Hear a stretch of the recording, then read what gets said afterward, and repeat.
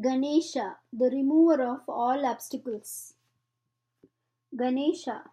One day, Parvati, Shiva's wife, posted Nandi, his Gana, at the door to her palace. I'm going to have my bath. Do not let anyone enter and disturb me.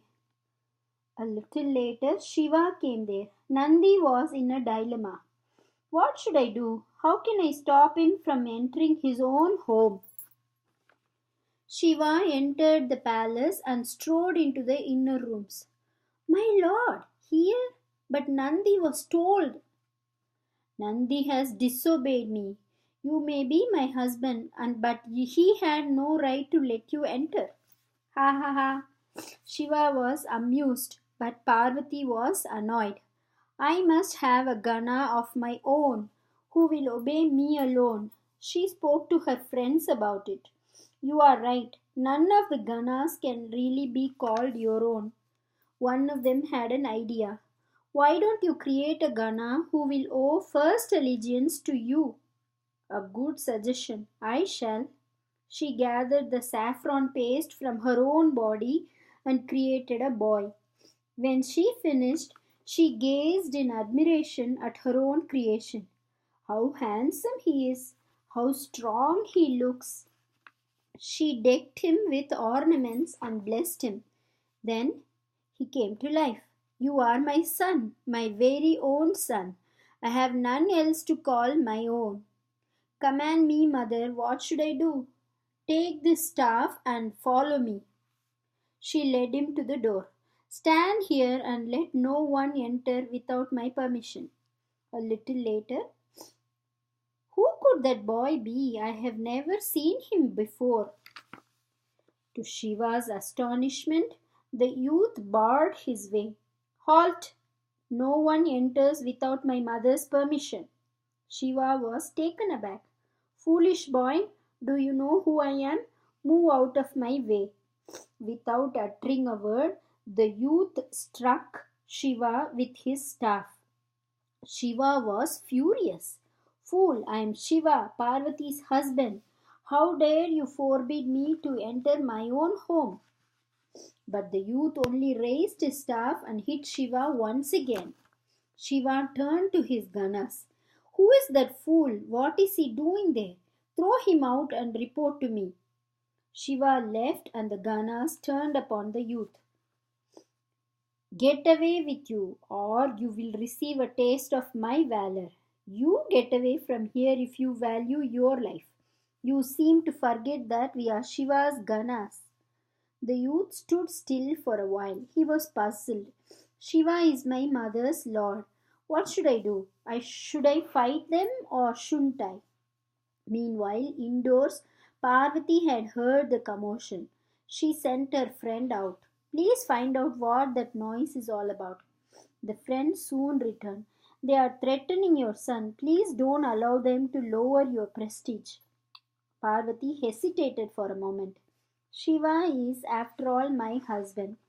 But why did he try to force his way in? Let what has to happen happen. She sent the friend out once again. Tell my son not to give in to anyone. The friend came out. Gentle sir, your mother says that you should not let anyone enter. The boy was no longer in doubt. He turned to the Ganas. I am the son of Parvati. You are the Ganas of Shiva. You must carry out his orders and I hers. I repeat, Shiva shall not enter without my mother's permission. Now the Ganas were doubtful. He is Parvati's son. What should we do? Would Shiva still want us to throw him out? They reported to Shiva. Lord, it is Parvati's own son who refuses to let you in. Alas, Parvati, you've gone too far. You have left me with no alternative. If I tell my Ganas to withdraw, it will be said that I was subservient to my wife. My Ganas will have to fight him. He turned to his Ganas. All of you are my own, including Parvati's son.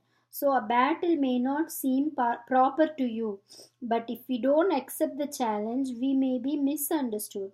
Go, fight and defeat him. It should be easy. So the Ganas, fully arrayed for war, went back to the boy. He was amused when he saw them. I, a mere boy carrying out my mother's orders, welcome you, the leaders of Shiva's hordes. The Ganas rushed at him. Nandi grabbed his legs. But, ha, that's better. Ah! Then the boy seized an iron club and whirled it about. My chest! He hit my knees! Ah! My head! Out of my way! I cannot move! My legs are broken! Many of the gunners fell. The rest fled as fast as they could. The boy once again took his post at the door. Meanwhile, when Brahma, Vishnu, and Indra heard the uproar, they talked the matter over with sage Narada. Go to Lord Shiva, he may need you. They went accordingly and bowed before Shiva. Lord, we are here to do your bidding. Shiva told them all, and he dares to prevent me from entering my own home. O Brahma, go there and try to bring him under control. I shall go disguised as a Brahman. Accompanied by many sages, Brahma left on his mission. As they neared him, the youth suddenly jumped forward and, that should teach you a lesson. Brahma was taken unawares. I have not come to fight, I have come to make peace. Listen to me. For an answer, the youth lifted his club menacingly. Ha! Run! I shall never fail my mother. Meanwhile, the sages ran to Shiva. This matter has gone too far. The boy must be destroyed. He sent for his son, Kartikeya and Indra, the king of the Devas.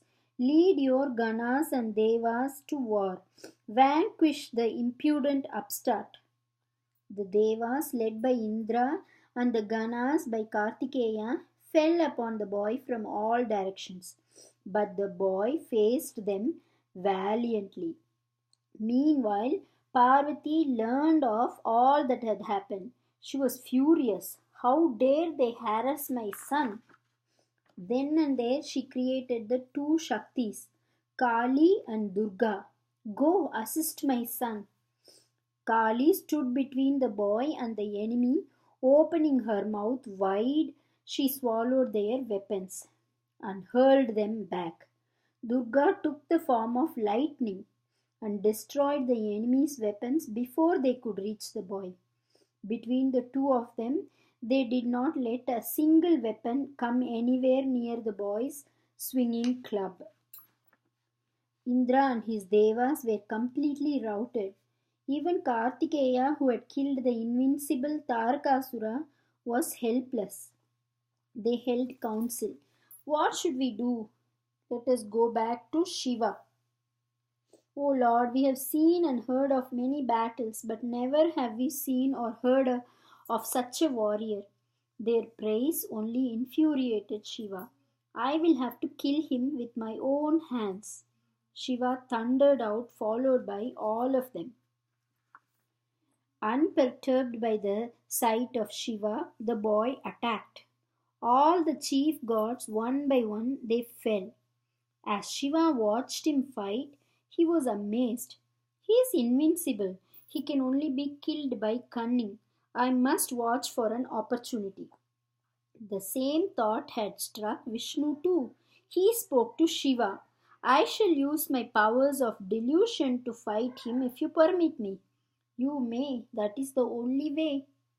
But Kali and Durga divined their intentions. What should we do? Let us confer all our strength on the youth. Then even Vishnu's Maya will prove ineffectual. With the added strength of the two Shaktis, the boy swung his club at Vishnu. Vishnu had to use all his energy to dodge it. Shiva saw his plight and charged with his trident. But Shiva took up his bow. The boy dashed it to the ground with his club. No wonder my Ganas were helpless. The next moment, he's back. The boy lifted his club, but it was cut in two by Vishnu's discus. The boy hurled the piece that was left in his hand, but Vishnu's mount, Garuda, caught it and protected his master. Then, as the boy picked up his staff to hit Vishnu, Shiva came up from behind and cut off his head.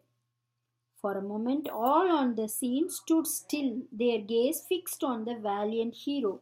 Then the Devas and the Ganas became jubilant, but Shiva was troubled. Alas, what have I done? Now, how shall I face Parvati? He was created by her, that made him my son too. Meanwhile, when Parvati learnt of her son's death, my son was killed by unfair means. For this the Devas and Ganas shall all die. Out of her fury, she created hundreds and thousands of Shaktis. O mother, what is your command? Destroy all the Devas and Ganas, devour them. The Shaktis immediately set about carrying out her command. Brahma and Vishnu were terrified. Parvati must be appeased. They propitiated to Parvati and pleaded for mercy. O great goddess, have mercy on us. We shall accomplish whatever you ask of us. Forgive us. I will, but my son must regain his life and must have an honorable status among you. They went to Shiva and put Parvati's conditions before him. It shall be done for the sake of peace and happiness. Go north, bring the head of the first creature that crosses your path. Fit that head to the boy's body and it will come to life. It was a single tusked elephant that met them. They brought the head back and fitted it to the body of the boy. The boy sat up. Delighted, they showed him to Parvati, but she was only partially appeased. What about his status? At that moment, Indra and the other gods led Shiva to her. Shiva bowed before Parvati. Forgive me, Parvati. Arrogance is characteristic of the male. This valiant youth shall be another son of mine. Then Shiva placed his hand on the boy's head. Even as a mere boy, you showed great valor. You shall be Ganesha, the presiding officer of all my Ganas. You shall be worthy of worship forever. You shall also be called Vigneshwara, the queller of obstacles. Shiva and Parvati once again began to live happily in their abode at Mount Kailash, delighted by the presence of their two sons. To this day, before any venture is undertaken, it is Ganesha who is invoked and whose blessings are sought.